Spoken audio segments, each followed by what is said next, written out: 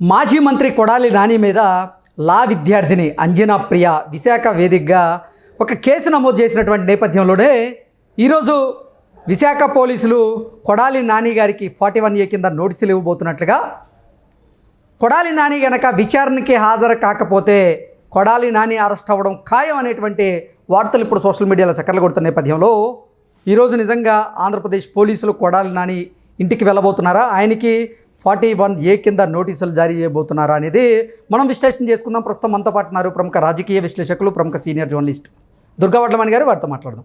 దుర్గా, నమస్తే అండి. అంజనా ప్రియ అనేటువంటి లా స్టూడెంట్ విశాఖలో మాజీ మంత్రి కొడాలి నాని మీద ఒక కేసు నమోదు చేసింది.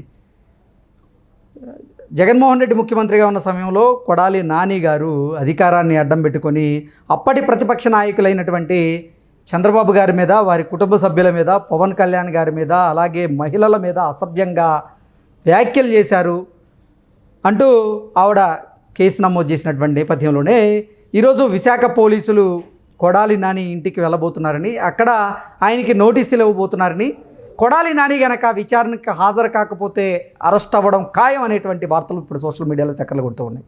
ఏంటి దీని మీద మీ విశ్లేషణ?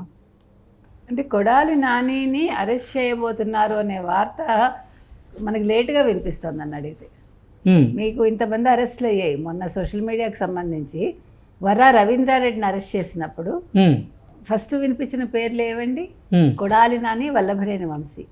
మీరు వాళ్ళని ఎందుకు అరెస్ట్ చేయలేదు అని చాలామంది అడిగారు. కార్యకర్తలు కావచ్చు, అంటే కోపంతో రగిలిపోతున్న వాళ్ళందరూ. ముఖ్యంగా చంద్రబాబు నాయుడు గారి భార్య మీద, భువనమ్మ గారి మీద వాళ్ళు అనుచిత వ్యాఖ్యలు చేసినప్పుడు దాన్ని పట్టించుకోకుండా మీరు రవీందర్ రెడ్డిని ఎందుకు చేశారు? చేయడం తప్పు కాదు, అంటే ముందు వీళ్ళని చేయాలి కదా. అక్కడ కూడా వైసీపీకి ఎందుకు ప్రాధాన్యం ఇచ్చారన్నట్టుగా వచ్చింది. ఓకే, అంటే ఇక్కడ ప్రాధాన్యక్రమం మనం చూసుకోలేము. ఆ టైంకి ఇప్పుడు ఏది ముఖ్యం అనుకుంటే అది పోలీసులకి ఏది ముందు కేసు వస్తే దాన్ని తీసుకుంటారు. మనం అట్లా తీసుకోవాలి తప్ప వీళ్ళు ఇంపార్టెంట్ వాళ్ళు కాదు అని కాదు. So better late than never అని, ఆలస్యమైనా కూడా ఇప్పటికైనా ఒక అడుగు పడింది. ఎలా మాట్లాడారండి, కెమెరా ముందుకు వచ్చి ఎలా రెచ్చిపోయారు.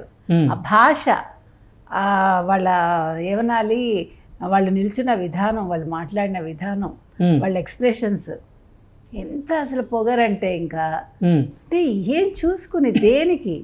ఇప్పుడు వ్యక్తిగతంగా నువ్వేనా మహా గొప్పవాడివా? ఒక ఎమ్మెల్యేగా చాలా నిజాయితీతో నిబద్ధతతో పనిచేసావా? ఏదీ లేదు కదా.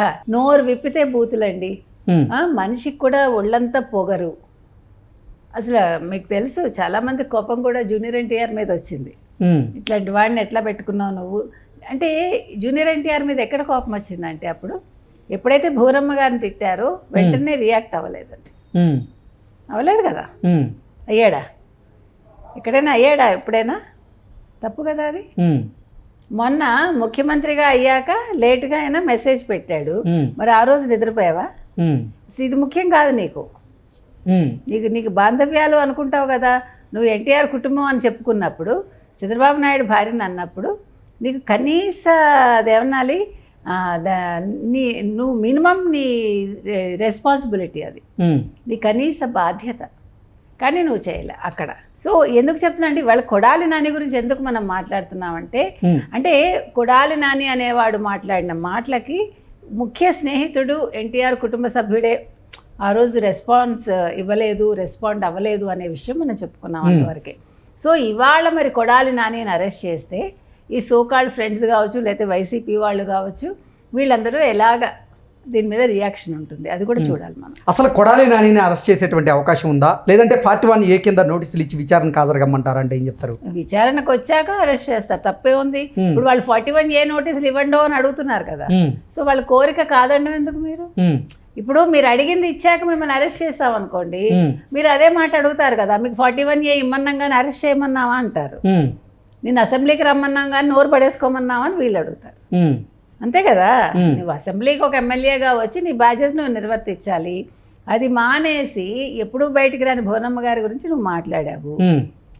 కాబట్టి వైసీపీ వాళ్ళ కోరిక మేరకు 41A నోటీసులు ఇచ్చామండి, ఆ చట్ట ప్రకారం మిమ్మల్ని అరెస్ట్ చేశాము, అంతే. ఇప్పుడు వర్రా రవీందర్ రెడ్డికి ఏం జరిగిందో, బోర్గడ్డ అనిల్కి ఏం జరిగిందో అదే వీళ్ళకి జరుగుతుంది. ఏమి డిఫరెన్స్ ఏం లేదు. ఇప్పుడు కూటమి ప్రభుత్వం సామాజిక మాధ్యమాలను వేదికగా చేసుకొని ఎవరైతే ఇప్పుడు వైసీపీ సోషల్ మీడియాకి సంబంధించిన యాక్టివిస్టులు అనుచితమైనటువంటి వ్యాఖ్యలు చేస్తూ అసభ్యకరమైనటువంటి పోస్టులు పెడుతూ ఉన్నారో వారి మీద కేసులు నమోదు చేస్తూ చర్యలు తీసుకుంటున్నటువంటి నేపథ్యంలోనే వైసీపీ నాయకులు కొంతమంది ఇది కక్షా రాజకీయం అంటూ ఇప్పుడు ఆంధ్రప్రదేశ్ ప్రభుత్వం మీద ఆరోపణలు చేస్తూ ఉన్నారు. కానీ ముఖ్యమంత్రి వర్యులు చంద్రబాబు గారి మీద చంద్రబాబు గారు మాత్రం మేము ఎటువంటి కక్షా రాజకీయాలకు పాల్పడము అంటూ చాలా స్పష్టంగా ఆయన చెప్తూ ఉన్నారు. అసలు ఏంటి, దీన్ని ఎలా చూడాలి? మీరు చెప్పినట్టుగా ఇప్పుడు కక్షపూరితం అనుకుంటే ఎక్కడో ఆంధ్ర యూనివర్సిటీలో చదువుకున్న ఒక లా స్టూడెంట్ సత్యాల అంజనా ప్రియ అమ్మాయి ఎందుకు పెడుతుందండి?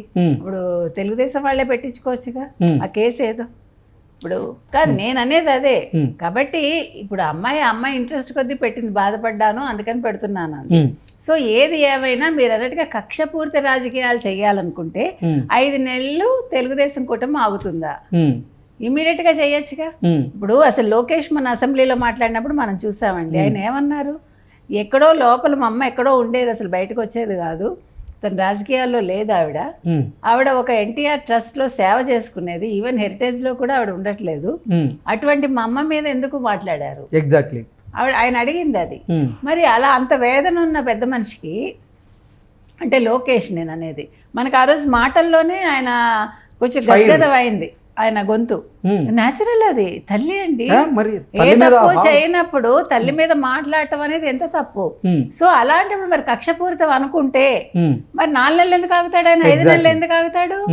ఆ రోజే వాళ్ళు వెంటనే పిలిచి, ఇప్పుడు ఏమండి వాళ్ళు ఇలాగా ప్రమాణ స్వీకారం చేయగానే నెక్స్ట్ డే అరెస్ట్ చేసేవాడు, నాకు కాదంటాడు. అంటే ఇప్పుడు సోకాల్డ్ ఈ వైసీపీ నేతలు బయటకు వచ్చి ఈ కక్షా రాజకీయాలు అంటూ ఎవరైతే విమర్శలు చేస్తూ ఉన్నారో, మరి జగన్మోహన్ రెడ్డి ముఖ్యమంత్రిగా ఉన్న సమయంలో జగన్మోహన్ రెడ్డి అధికారాన్ని అడ్డం పెట్టుకొని ప్రతిపక్ష నాయకుల మీద కార్యకర్తల మీద కేసులు పెట్టించింది. అప్పుడు ఎందుకు ఈ సోకాల్డ్ నాయకులు ఈ అక్రమ కేసులను లేకపోతే ఈ కక్షా రాజకీయాలను అప్పుడు ఎందుకు చెప్పలేదు? ఎందుకు చెప్పలేదంటే అప్పుడు అధికారంతో విర్రవీగారు. 1, 2, 30 ఏళ్ళు ఉంటాం అనుకున్నారు. 2, మూడోది ఏంటంటే ఇప్పుడైనా కూడా ఎందుకు నోరు విప్పుతున్నారు అంటే ఇష్టమైన నోరు విప్పట్లా వాళ్ళు. ఇంకా తప్పనిసరి పరిస్థితుల్లో మాట్లాడకపోతే బాగోదు, జగన్మోహన్ రెడ్డి ఊరుకోవడానికి మాట్లాడుతున్నారు, ఇష్టమే మాట్లాడటంలే, మీరు గమనించండి. సో ఈరోజు కొడాలి నాని గారికి అయితే నోటీసులు ఇవ్వడం ఖాయమా? ఖచ్చితంగా ఇస్తారు, ఇప్పటికే లేట్. ఓకే, అందరూ ఎదురు చూస్తున్నది అదే. అయినా కొడాలి నానికి ఇవ్వకపోతే ఆశ్చర్యపోవాలి, మనం ఇస్తే మనకేం పెద్ద న్యూస్ కాదు అది. ఓకే, ఇప్పుడు వర్మకి ఇచ్చారు, ఆనందంగా అందుకున్నాడు. ఇవాళ ఏమన్నాడు వర్మ, నాకు ఇదేంటి దీన్ని ప్రకాశం జిల్లా మదిపడి పోలీసులు నా మీద నమోదు చేసిన కేసు ఏదైతే ఉందో అది కొట్టేయండి అంటూ ఆంధ్రప్రదేశ్ హైకోర్టుని ఆశ్రయించాడు. లేట్ చేయాలన్నాడు. ఎందుకు లేట్ చేయాలి? నీకు దమ్ముంది కదా. అందుకే ఆంధ్రప్రదేశ్ హైకోర్టు కూడా ఆర్జీవీకి షాక్ ఇచ్చింది, షాక్ బాగా ఇచ్చింది. అందుకని వీళ్ళు ఏమండి నోరు ఉంది కదా అని పడేసుకున్నాడు. నిన్న కూడా పెద్ద గొప్పగా పోజ్ ఇచ్చాడు కదా. పోజ్ ఇచ్చినప్పుడు ఇవాళ నువ్వు ఎలా అడుగుతావు? నేను అనేది అది. మళ్ళీ ఇవాళ ఎందుకు ఆంధ్రప్రదేశ్ హైకోర్టు కూడా అరెస్ట్ విషయంలో మీకు ఏదన్నా సందేహం భయం ఉంటే మీరు ముందస్తు బెయిల్ పిటిషన్ దాఖలు చేసుకోండి అని చెప్పింది. ఇప్పుడు అదే, ఇప్పుడు ఈ కొడాలి నాని కూడా అదే చేస్తాడేమో చూద్దాం మనం. అందుకని ఇప్పుడు ఒక్కొక్కళ్ళు వైసీపీకి సపోర్ట్ చేసిన వాళ్ళందరూ కూడా, లేదా వైసీపీలో ఉన్న వాళ్ళు కూడా అందరూ ఇదే పద్ధతి పాటిస్తారు చూడండి మీరు. Okay madam, thank you so much. Thank you.